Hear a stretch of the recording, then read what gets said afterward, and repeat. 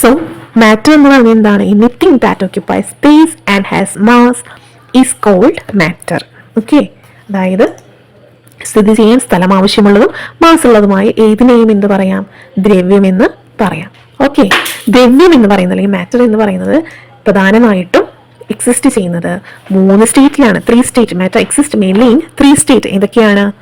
Solid, liquid and gas. Okay, ഏതൊക്കെ സ്റ്റേറ്റിലാണ് matter exist ചെയ്യുന്നത്? സോളിഡ്, ലിക്വിഡ് ആൻഡ് ഗ്യാസ്. ഓക്കെ, ഇനി നമ്മൾ ടേബിൾ ഫില്ല് ചെയ്യാൻ പറഞ്ഞിട്ടുണ്ട്.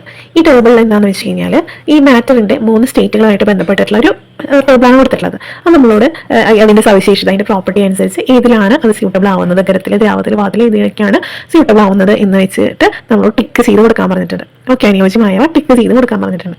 ഓക്കെ, ഫസ്റ്റ് പ്രോപ്പർട്ടി എന്താണ്? Has definite mass. ഏതിലാണ് ഹാസ് ഡെഫിനിറ്റ് മാസ് ഉള്ളത്? സോളിഡിനുണ്ട്, ലിക്വിഡിനുണ്ട്, ഗ്യാസിനുണ്ട്. 3നും ആ പ്രോപ്പർട്ടി സ്യൂട്ടബിൾ ആണ്. നെക്സ്റ്റ് എന്താണ്? Has definite volume.